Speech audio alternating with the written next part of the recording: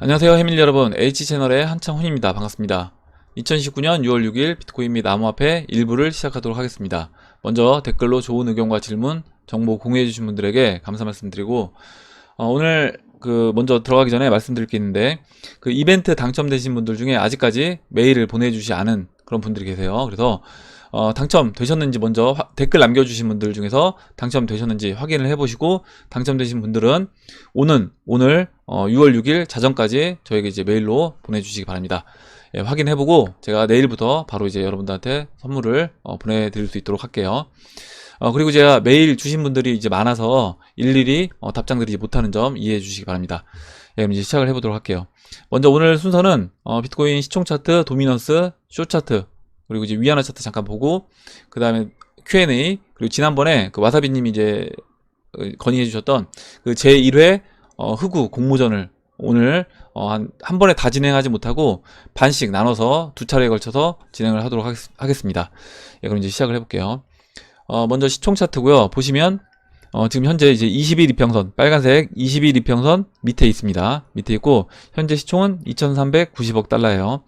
2390억 달러고, 여기서 지금 이 위치의 모습은 제가 이제 4월 25일, 30일 정도 이때와 모습이 비슷하다 이렇게 말씀드렸는데, 이게 이제 비트코인 차트를 보면, 비트코인 차트가 지금 이 움직임이 일단 이 상승 채널을 깨지 않는다라고 하면, 지금 이와 같은 움직임으로 진행된다라고 하면 4월 25일, 30일 이때와 같은 그런 모습으로 볼 수 있고, 그렇게 보면 시총 차트 또한 이와 같은 움직임으로 진행될 확률이 높다 이렇게 보고 있어요. 그래서 여기서 며칠 더 21일평선 밑에서 놀다가 점점 다시 21일평선 위로 올라와주고, 그 다음에 저점을 높이면서 상승을 해주는 그런 모습으로 진행되지 않을까 이렇게 생각을 합니다.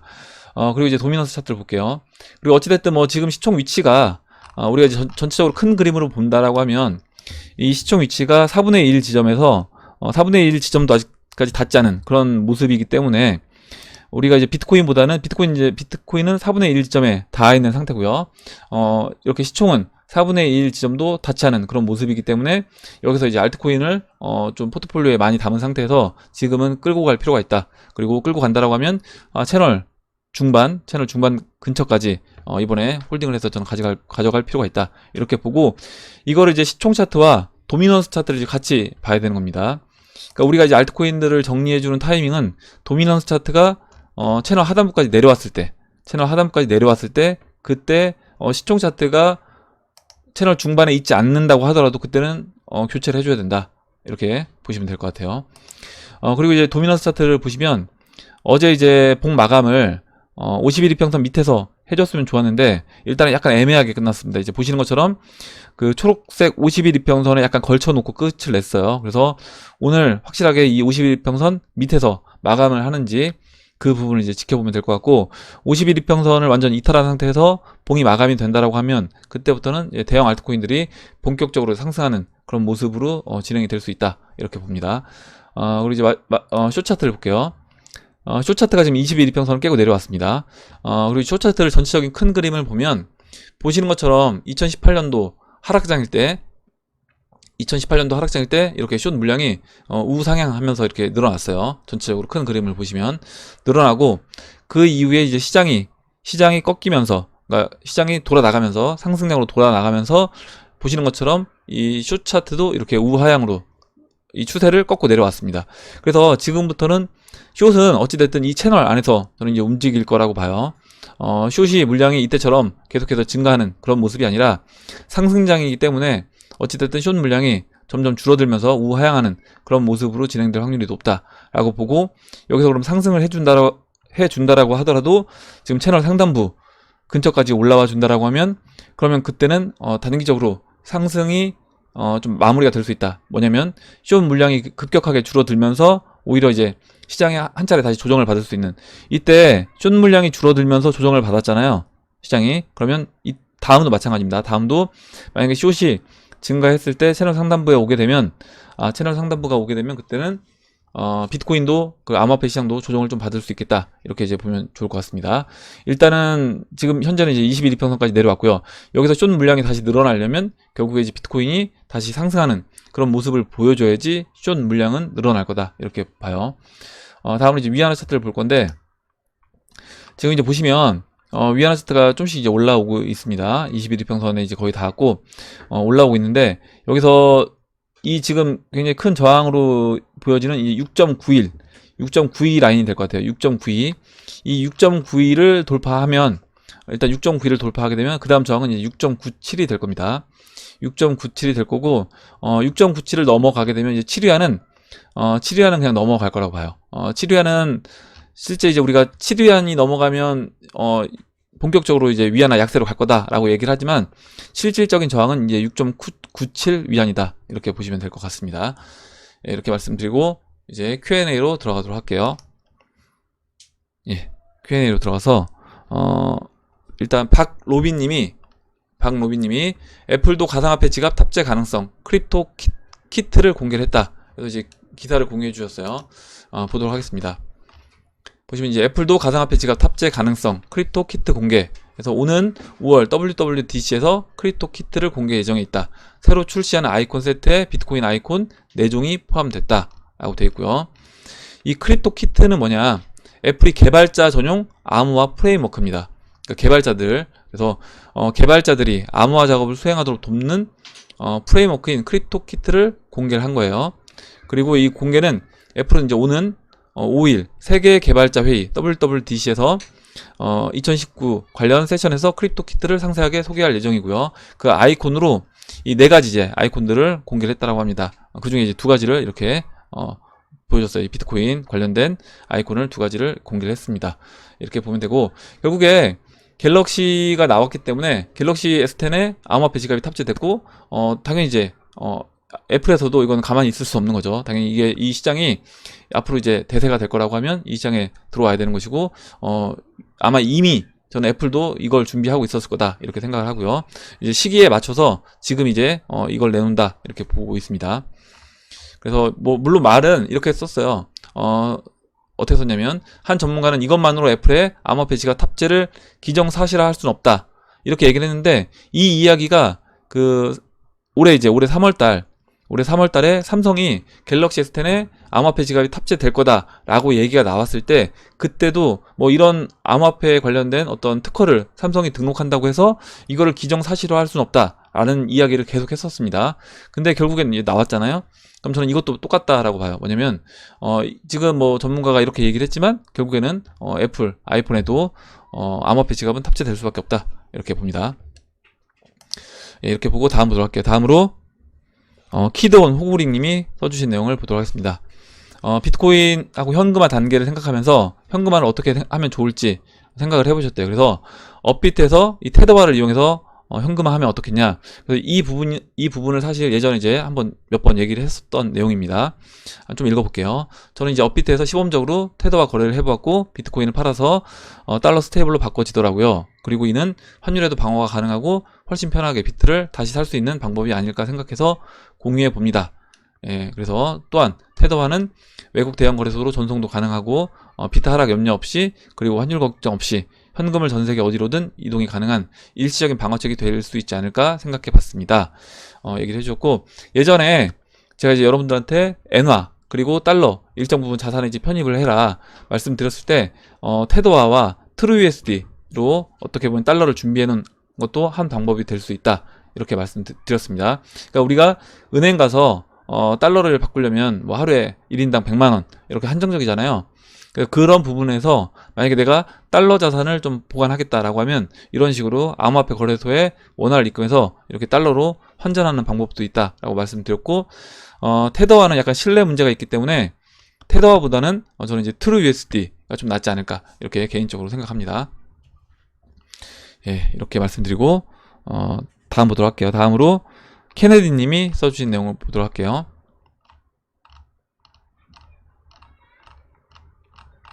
케네디 님이 오늘 리플 추매하려고 저희 거래은행인 농협에서 고팍스로 돈을 이체를 하려고 했는데 농협이 고팍스로 이체되는 것을 막아놨네요. 제 계좌에서 어디로 이체하든지 불법적인 것도 아닌데 좀 화가 나네요. 고객 의사도 없이 출금을 막는 건 불법 아닌가요? 할 수 없이 다른 계좌로 옮겨서 구매하긴 했어요.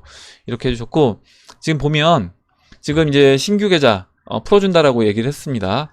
결국에 이제 뭐 코인원도 이제 풀렸고요, 빗썸도 풀렸어요. 그래서 코빗하고 대형 거래소 중에 코빗하고 이제 업핏이 들어올 건데, 보시면 지금 이렇게 중소 거래소들, 저는 이제 작년 한 해 동안 이 거래소 규제를 한 게 우후죽순으로 이제 많이 생기긴 했습니다. 물론 많이 생기긴 했지만 이런 중소형 거래소를 죽이는 그런 정책이 아닌가 이렇게 생각을 해요. 그래서 아마 지금 농협에서 이렇게 코팍스로 돈 이체하려고 했는데 이체 안 됐다는 것도 저는 그렇게 좀 보입니다. 그런 약간 냄새가 나요. 그래서 중소 거래소들 어떻게 보면 시장에서 약간 퇴출시키고 자신들이 대형 거래소들이 자기들끼리 다 해먹으려고 하는 게 아닐까 이렇게 생각을 합니다. 예, 이렇게 보고 다음 보도록 할게요. 다음으로 지금 토니 양님이 써주신 내용을 보도록 하겠습니다. 오늘 한국경제TV에서 중국 전문가 전명서 소장이 나와서 미중 전쟁에 대한 소견을 말했습니다. 그동안 뭐 이장님이나 제가 가지고 있던 생각과는 많이 다른 생각을 피력을 했는데 내용을 들으면 들을수록 논거가 이해되고 수긍되는 내용이었습니다. 그동안 우리가 가지고 있던 중국에 대한 생각을 변화를 줄 만한 내용입니다. 이렇게 얘기해 주셨고 쭉 봤는데 일단 뭐 그분 내용에 공감이 되시는 분들도 있을 수 있는데 저는 뭐 거의 대부분 공감이 되진 않았어요. 그러니까 이렇게 주장을 할 수도 있겠다라고 그냥 보는 정도로 봤습니다. 무슨 얘기냐면 지금 중국 내부에서는 미중 무역 전쟁에 대해서 우리가 결코 지지 않는다. 그리고 우리가 오히려 지금 미국한테 큰 소리 치고 있다. 이렇게 이야기를 합니다. 북한도 마찬가지예요. 북한도 미국한테 우리가 절대 뭐 꿀리지 않는다. 이런 식으로 그 정권을 유지하기 위해서 정권 내부에서는 그런 식으로 이제 이야기를 합니다. 근데 그 이야기를 해준 그 한국경제TV에 나와서 이야기를 해준 분이 그분 이제 이력을 쭉 보니까 그분이 그 전에 했던 일들을 보면 이분은 친중 성향에 있는 이야기를 할 수밖에 없는 그런 분이다라는 생각이 들었고 그렇다라고 하면 그 이야기를 할 때 결국에 그 이야기하는 그 논점 자체가 약간 한쪽으로 치우쳐진 상태에서 이야기를 하고 있지 않나 이런 생각이 들었습니다. 그리고 그 중에서 뭐 몇 가지 제가 좀 약간 이거는 좀 아니다 싶은 이야기들도 몇 개 있었는데 그 중에서 지금 중국 같은 경우는 이런 얘기를 했어요. 중국은 지금 우리나라와 다르다. 그리고 일본과 다르다. 이렇게 얘기를 했는데 중국이 지금 중국 주식시장이라든가 아니면 중국 외환시장 이런데 외국인 투자자들이 들어와 있지 않다라는 겁니다. 그러니까 자본시장이 개방이 안 돼 있다라는 거죠. 자본시장이 개방이 되어 있지 않다 보니까 중국 같은 경우는 우리나라와 같이 또 일본과 같이 그런 영향을 받지 않을 거다 이렇게 얘기했습니다. 근데 우리나라 이제 97년도 98년도 IMF 한번 생각을 해보세요. 우리나라도 그때 이제 미국에 어떤 주식시장이 개방돼 있던 상태는 아니었어요. 근데 결국에 IMF를 겪으면서 우리나라 주식시장, 자본시장이 개방이 된 겁니다. 그러면 우리나라도 그때 당시는 미국이 외국인 투자자들이 우리나라의 어떤 지분을 많이 갖고 있지 않은 상태였음에도 불구하고 우리나라 환율이라든가 이런 여러 가지 문제로 어려움을 겪다 보니까 그들이 원하는 대로 이제 자본시장을 개방할 수밖에 없었고요. 그럼 지금은 어떠냐? 지금 중국도 저는 마찬가지다라고 봅니다. 지금 중국도 중국 주식시장에는 뭐 외국인 투자 자금이 뭐 2%, 3%밖에 되지 않기 때문에 외국인 영향력이 없다. 그래서 중국 시장은 붕괴되지 않을 거다. 오히려 더 잘 갈 거다. 이렇게 얘기하는데 우리나라 이제 IMF 때처럼 저는 이제 그렇게 진행될 수 있다. 그 환율에서 그 7위안만 무너지게 된다라고 하면 중국이 굉장히 이제 내부적으로 어려움을 겪을 수밖에 없고 그렇게 봤을 때 중국도 자본시장을 개방하는 수순으로 진행이 되지 않겠나 이렇게 봅니다. 그리고 지금 그분 이제 얘기는 오히려 중국보다 우리나라가 더 문제다 이렇게 얘기를 했어요. 근데 저는 우리나라보다는 중국이 더 문제다라고 보는 겁니다. 왜냐면 이번에 타겟은 우리나라가 아니라 중국인 거예요. 중국이 타겟이고 중국을 어떻게 보면 그 패권 전쟁에서 중국을 누르는 과정에서 물론 뭐 유럽이라든가 그리고 우리나라 이런 나라들이 피해를 볼 수밖에 없습니다. 어느 정도 이제 타격을 받을 수밖에 없어요. 근데 그 타격을 받는다고 하더라도 중국만큼 타격을 받지 않을 거다. 왜 그러냐면 우리나라는 이미 우리나라 이제 주식시장 구조를 보면 이미 이제 외국인 자본이 30% 이상 들어와 있습니다. 그래서 그들 입장에서 봤을 때는 이게 자기들 어느 정도 이제 지분이 있는 거예요. 지분이 있는 상태이기 때문에 이 시장을 완전히 망가뜨릴 필요는 없다라는 거죠. 그렇다고 하면 당연히 우리나라는 어느 정도 선에서 마무리가 될 거다라고 봅니다. 오히려 중국이 더 저는 이제 망가질 수 있다라고 보고 있고요. 그리고 이제 이번 이제 경제 위기는 어떻게 보면은 뭐 그냥 단순하게 미중 무역 전쟁 이것만 보면 안 되고요. 패권 전쟁도 들어있고 거기에 기존 법정화폐의 화폐 가치 하락으로 인한 어떤 가치 이전도 있는 것이고요. 거기에 4차 산업 혁명으로 돌아가는 그런 부분도 다 포함되어 있다. 이렇게 보시면 될 것 같습니다. 그래서 뭐 저는 일단 이렇게 주장할 수도 있겠다라는 생각은 들었어요. 이런 식으로 주장할 수도 있겠다는 생각은 들었지만, 뭐, 그렇게 이제 공감은 안 됐다라는 부분이고, 뭐, 약간의 또 이런 얘기도 하더라고요. 지금 시진핑이 완전히 중국을 장악한 상태다. 시진핑이 중국을 장악했고, 어떻게 보면 이제 독재 체제를 구축을 했다. 독재 체제를 구축을 하고, 거기에, CCTV를 설치해서 중국 14억 명 인구들을 완전히 통제를 하고 있다. 실시간으로 통제를 한다. 이렇게 얘기했는데, 그거를 마치 좋은 것처럼 이야기를 하시더라고요. 그래서 이분은 좀 약간 한쪽으로 너무 치우치지 않았나 이런 생각이 들었습니다. 그래서 만약에 우리나라에서 정부에서 CCTV를 전국에 다 설치해서 실시간으로 국민들 뭐 안면 인식을 통해서 국민들 다 통제한다 이렇게 했을 때 이게 과연 우리 국민들한테 좋은 것일까라고 한번 생각을 해보시면 될 것 같고, 이게 이제 결국 이제 인권 문제랑도 저는 결부돼서 또 볼 수 있다 이렇게 생각을 합니다. 이렇게 보고 다음 보도록 할게요. 다음으로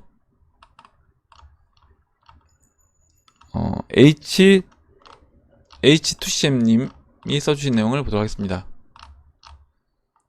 H2CM님, 지금 보유 중 이더 77%, 비트 14%, 이오스 6%, 지금 수익은 평균 80%대인데, 비트코인 캐시나 다른 코인으로 갈아타는 게 좋겠습니까? 3년 정도 보유하려고 합니다. 얘기해 주셨고, 일단 뭐, 지금 갖고 있는 종목들 다 좋은 종목 갖고 계셔서, 뭐, 다른 종목으로 굳이 저는 뭐 갈아탈 필요는 없을 것 같고요. 그리고 수익도 나가고 계신 상태이기 때문에 지금 하시는 대로 잘 쭉 하시면 될 것 같습니다. 따로 뭐 자발트 이렇게 있는 것도 아니고, 메인, 알트도 그 비트도 있으시고, 그리고 알트코인도 이더리움, 그리고 이오스를 갖고 계시기 때문에 그냥 그대로 잘 하시면 될 것 같아요. 이렇게 보고 다음으로 할게요. 다음으로 니키님이 써주신 내용을 보도록 하겠습니다. 지금 이제 니키님이 처음에 이제 이거는 암호화폐를 이제 시작하게 된 내용을 써주셨고요. 중간부터 이제 읽어보도록 할게요. 앞에는 빼고. 서론이 너무 길었네요. 본론 부동산 관련 질문 드립니다. 앞으로 부동산이 오른다, 내린다, 화폐개혁 오른다, 내린다.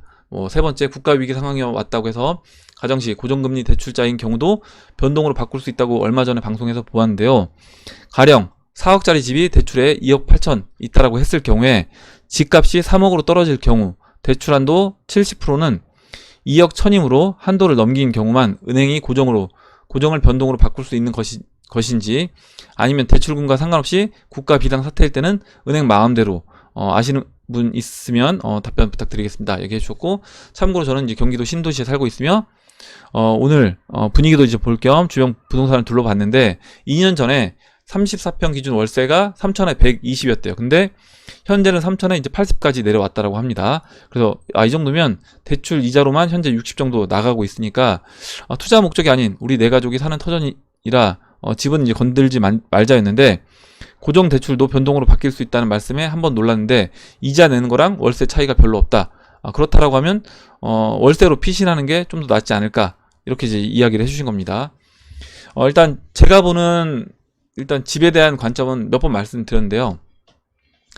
집은 약간 어떤 투자 목적이라기보다는 우리가 이제 살고 있는 곳이고, 그러니까 저는 이제 리스크 이야기를 할 때 항상 약간 극단적인 경우까지 생각을 해보자라고 말씀을 드립니다. 무슨 얘기냐면, 지금 만약에 이제 집값이 우리가 빠질 수도 있고 올라갈 수도 있는 겁니다. 무슨 얘기냐면, 빠진다라는 건 당연히 이제 침체 국면으로 들어가서 뭐 IMF라든가 아니면 2008년도 서프라임 그런 상태로 이제 진행이 된다라고 하면 당연히 먼저 침체 국면으로 갈 확률이 높고, 그렇다라고 하면 집값은 떨어질 확률이 높은 겁니다. 집값은 떨어질 확률이 높은데, 그 떨어지는 과정에서 정부에서 지금 이제 화폐 개혁 이야기를 내놨잖아요. 화폐 개혁을 하면서 갑자기 저는 그 화폐 개혁을 하게 되면 이런 사람들이 실물 자산으로 돈이 들어갈 것이고, 그 실물 자산으로 돈이 들어가면서 집값이 일시적으로 이제 올라가는 그런 현상을 보일 수도 있다. 거기에 맞춰서 우리나라도 금리 인하, 미국 금리 인하하고 금리 인하 플러스해서 뭐 양적 완화까지 더한다라고 하면, 거기서 바로 우리나라도 뭐 하이퍼 인플레이션 방향으로 진행이 됐을 때는 집값이 처음에 빠지는 듯 하다가 이제 올라갈 수 있는 겁니다. 그러면 내가 그 타이밍에 집을 딱 맞춰서 살 수 있느냐? 만약에 그렇지 못한다라고 하면, 대응을 못한다라고 하면 집이 없는 상태에서 집값만 천정부지로 이제 올라갈 수 있는 거예요. 그렇다라고 하면 당연히 저는 집은 우리가 살 집을 굳이 내가 이거를 매도해서 뭔가 팔아서 이걸 월세로 전환하는 거는 저는 좀 리스크가 크지 않나.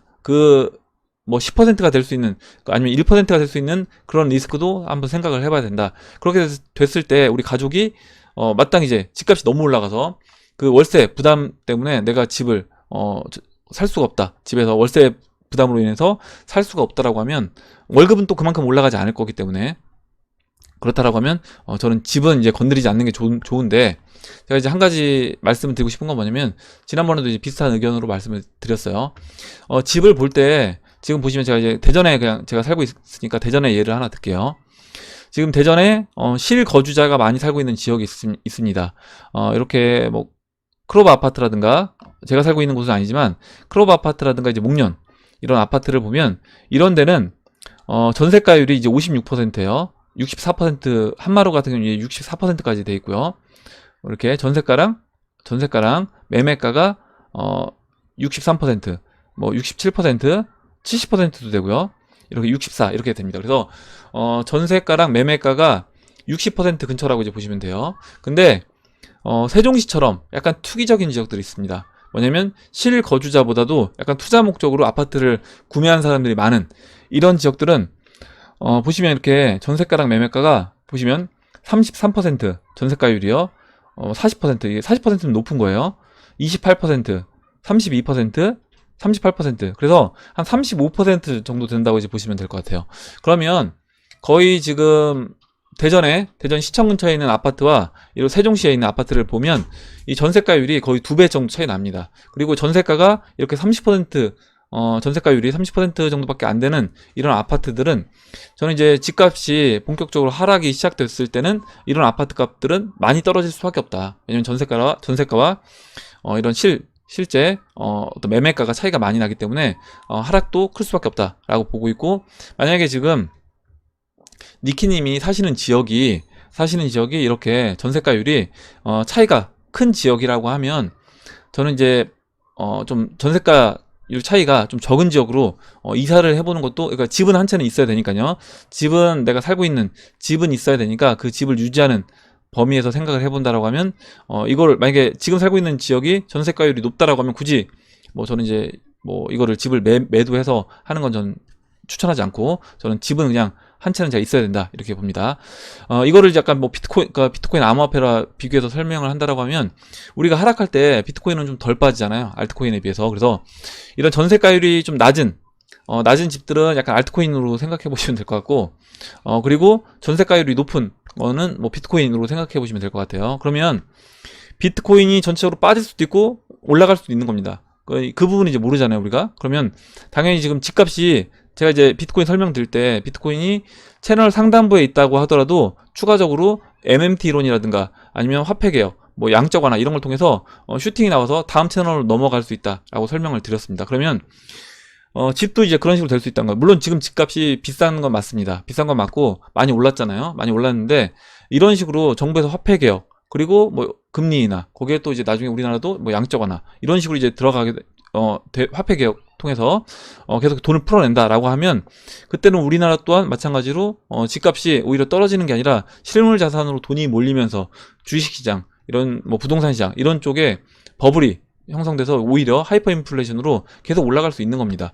그러면 당연히 이제 집은 갖고 있어야 되는 거죠. 집이 없는 사람들은 굉장히 이제 받을 수밖에 없어요, 그 상황이 되면. 그래서 그렇게 보면 집은 하나 갖고 있을 필요가 있다, 이렇게 보시면 될 것 같아요. 근데 어디까지나 이건 좀 개인적인 의견이고, 제가 뭐 부동산 전문가는 아니기 때문에 그냥 제가 집에 대해서 생각하는 이제 관점을 말씀드린 거고, 아마 이제 이 부분에 대해서는 좀 다른 또 의견이 있을 수 있다라고 생각을 합니다. 예, 이렇게 보고 다음 보도록 할게요. 다음으로 마지막으로 이제 한 분만 더 보고 흑우 공모전으로 들어가도록 하겠습니다. 박빌부님이 써주셨고요. 2007년도 미 연준 금리 인하 시점에서의 사이클 히스토리를 되돌아본 영상이 있어서 이장님과 해밀리 회원분들과 공유하고 의견 나눠봤으면 해서 적어봅니다. 첫 번째, 2007년 8월 컨퍼런스 콜에서 금리 인하 시그널 시장 약 반등했대요. 그리고 2007년 9월 0.5% 금리 인하, 그때 이제 반등이 지속이 됐고, 세 번째로 2007년 10월 0.25% 금리 인하, 이때부터 이제 본격적으로 대세 하락이 됐다. 대충 이런 식으로 흘러갔다고 하더군요.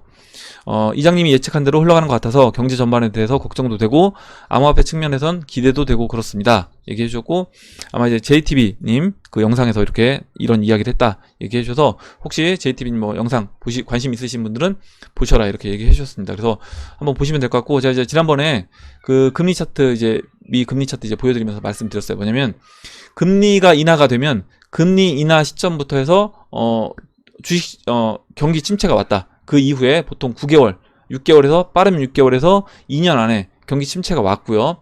주식시장은 경기 침체 오기 전에 미리 움직입니다. 선반영돼서 움직이기 때문에 그렇게 본다라고 하면 금리 인하 올해 만약 9월달 그리고 12월달에 금리를 인하를 하겠다라고 했고, 금리 인하 확률이 높다라고 얘기했습니다. 그러면 그때부터 맞춰서 그 전에 미리 주식시장은 움직일 수 있다. 이렇게 이제 보시면 될 것 같아요.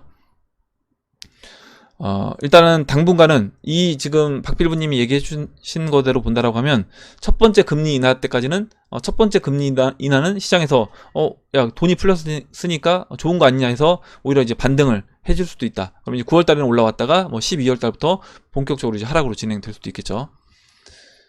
이렇게 보고 이제 그러면 제 1회 해밀리 이장배의 암호화폐 흑우 실패 경험담 응모작들을 이제 보도록 하겠습니다. 일단 지금 우라님부터 쭉 이렇게 여러분들이 응모를 해주셨고요. 지금 아직 접수가 끝나지 않았습니다. 그래서 지금 이제 와사비님이 접수해주고 계신데 이번 주 이제 일요일까지 접수를 하신다라고 했어요. 그래서 아직까지 이제 접수를 안 하신 분들 중에 접수하실 의향 있으신 분들은 이제 글을 남겨주시면 되겠습니다. 그래서 댓글 쓰실 때 암호화폐 흑우 응모전 이렇게 써주시면 돼요. 제목을. 그러면 지난번에 이제 우라님이 써주셨던 내용은 재밌게 이제 읽어봤고, 다른 분부터 이제 보도록 하겠습니다. 아웃사이더 UN 아이팸님이 써주셨고요. 읽어보겠습니다. 글자를 좀 키울게요. 2018년 1월 초 저는 언니로부터 한 통의 전화를 받습니다. 비트코인을 해서 몇 억을 벌었다고. 나도 돈 좀 벌게 해달라고 알려달라고 했더니 가르쳐주지 않더군요. 그냥 그렇게 부러워하면서 며칠 지나 친구랑 통화하다 누구는 비트코인인가 해서 몇 억을 벌었대. 왈 친구도 2억 벌었다네요. 이때부터 이제 흑우의 전설이 시작이 됩니다. 아무것도 모르고 6,500만원 친구한테 돈을 줘서 에이다 스텔라 스테이터스 네트워크 토큰을 구매합니다. 빗썸도 업비트도 원화입금이 안 돼서 친구한테 사정을 해서 투자를 했습니다. 아마 이렇게 하신 분들이 굉장히 많을 거예요. 뭐냐면 내가 이제 직접 주식도 안 해보시고 부동산도 잘 뭐 투자 안 해보시는 분들이 암호화폐 막 올라간다라고 하니까 그냥 주변에 그 이야기를 해주신 분한테 돈을 맡기고, 그때 또 이제 신규 입금도 안 되니까요. 돈 맡기고 야, 내 것도 좀 사줘 이렇게 하신 분들이 많았을 겁니다. 근데 이제 이렇게 해서 어떻게 보면 아무것도 모르고 이제 시작했기 때문에 손해를 볼 수밖에 없는 거겠죠. 그리고 이제 2018년도 2월 8일 빗썸에서 신규를 안 받아줘서 그때부터 다시 적금을 깨서 또 이제 1억 3천만 원을 투자를 했고 비트코인을 13개 사셨대요. 그래도 어떻게 보면 다행인 게 비트코인을 사신 겁니다. 그리고 뭐 이평선이 뭔지, 그리고 뭐 주식이 뭔지, 주식도 안 해보고 뭐 도박도 안 해보고 고스톱도 칠 줄 모르는 아줌마가 이렇게 코인을 시작하신 거예요. 그래서 ICO에 투자하고 2억 넘게 코인 시장에 이제 버려버렸죠. 이렇게 하다가 결국에 이제 다시 이제 공부를 시작하셔서 쭉 공부를 하시고 지금 아직은 이제 마이너스 38% 멘탈 잡고 있지만 해밀리 여러분들과 함께 희망을 가지고 이 시장을 지켜보고 있다 이렇게 얘기를 해주셨습니다. 그래서 일단 어떻게 보면 이렇게 약간 묻지마 투자식으로 막 올라가니까 불장대 투자하신 분들이 많이 계실 거예요. 그래서 저는 혹시 여러분들 중에서도 예전에 이렇게 투자했다라고 했는데 저는 지금도 마찬가지다라고 봅니다. 무슨 얘기냐면 지금 이제 시장에 물론 이제 지금 안 하시는 분들도 계시겠지만 지금 시장에 ICO 어떤 ICO가 또 나왔다. 뭐 대기업에서 지난번에 말씀드렸던 어떤 대기업에서 나오는 그런 뎁들 ICO를 한다라고 하면 그냥 묻지도 말고 대기업에서 한다라고 하니까 한번 일단 돈 넣고 보자 이런 식으로 그냥 돈 알아보지도 않고 넣으시는 분들 계실 거예요. 그래서 그런 거 조심하셔야 된다. 그게 지금 보시면 지금 아웃사이더 UNI 팸님이 사실 예전에 2018년도 1월 달에 그때 묻지마로 이 비트코인 막 투자했던 에이다 사고 스텔라 샀던 것과 별반 다르지 않다라고 봅니다. 그래서 우리도 지금 이 시장에 이미 참여하고 있던 우리들도 내가 그렇게 투자하고 있진 않을까 한번 여러분들도 한번 여러분들한테 직접 질문해 보시면 될 것 같아요. 그리고 다음 보도록 하겠습니다. 그리고 지금 우리가 이 흑우 공모전을 하는 거는 결국에 이런 걸 통해서 나를 한번 또 되짚어보고 내가 이렇게 하지 않을까, 그리고 내가 앞으로 또 이와 같은 실수를 또 반복해서 하지 않을까. 그렇다라고 하면 이런 실수들을 줄이고 다시 또 실패하는 일이 없도록 하자, 이런 게 취지입니다. 읽어볼게요. 다음으로 써주신 박폴님이 써주신 내용을 보도록 하겠습니다. 2017년 12월 26일 불장 때 회사 사람 절반이 미친 듯 투자를 시작해서 어차피 차트만 보면 되겠지라며 코인 시장에 진입을 했습니다. 급락시에 낙주 매매로 재미를 받고 트론을 알게 되어 바이낸스 거래소로 이동해서 매매하고 재밌더군요. 존버하는 지인들에게 고점이다 나와라 수십 번 설명해줘도 입에 거품 물고 존버 가자 외쳐대는 광신도들을 뒤로하고 하락장에서도 수익을 내셨다라고 합니다. 근데 이때 이제 잘못하신 게 투자를 하면서 이제 코인에 대해 공부를 하긴 했는데 거래소에 대한 이해도가 부족해서 테더가 아닌 BNB와 비트코인 마켓에서 매도를 했대요. 그래서 이게 이제 비트코인으로 교체가 된 겁니다. 그래서 비트코인이 빠지면서 손해를 보셨고 BNB도 빠지면서 이제 그때는 빠졌죠. 지금은 이제 올랐지만 그래서 손해를 받고 시드 이제 10%를 더 잃고 나서야 현금화해서 와이프분한테 이제 빌린 돈을 까먹고 상환에 들었습니다. 나는 잘 대응했는데 너무 억울해 라는 생각도 잠시, 역시 공부에 의한 확신으로 투자하고 그 믿음을 갖고 수익을 내야 하는데 돈만 보고 돈만 쫓아간 제 잘못을 쉽게 인정하고 그 후 매달 용돈의 일부만으로 주식을 했고 원금의 2배를 만들어서 한 달 전 코인으로 이동하셨대요. 그래서 어떻게 보면 이제 박폴님은 뭐 흑우는 아니신 것 같아요. 제가 봤을 때 흑우는 아니신 것 같고 어느 정도 이제 투자 경험이 좀 있으신 것 같고 그 투자 경험을 살려서 잘 매매를 하고 계신 것 같습니다. 아마 이제 흑우 10% 실패로 흑우 실패담 하면 좋은 성적은 거두긴 쉽지 않을 것 같습니다. 일단은 그래도 매매를 잘 하셨다고 하니까 그건 좋네요. 저도 이렇게 뭐 주식 투자도 잘 하고 계신 것 같고 이렇게 보고 다음 보도록 하겠습니다.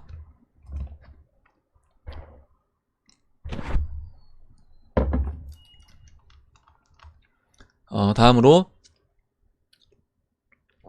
안녕하세요. 해밀리 주민분들은 이와 같은 실수를 안 하셨으면 하는 바람으로 몇 자 적어봅니다. 2017년 큰 수익 내고도 익절도 해보고 손실도 보고 여러가지 경험을 해보았다고 생각했습니다. 근데 코인판의 트렌드가 거래소 코인으로 유행이 퍼질 무렵 어느 한 거래소 코인이 수십 배 가는 것을 목격하고 눈이 휘둥그레지면서 잡코인은 안 탈 거라는 제 신념을 잠시 뒤로 한 채 어차피 흑우들 돈 먹기니까 난 욕심 안 부리고 적당히 10배 정도 먹고 나오면 돼. 난 흑우가 아니니까 쉽게 먹을 수 있을 거야.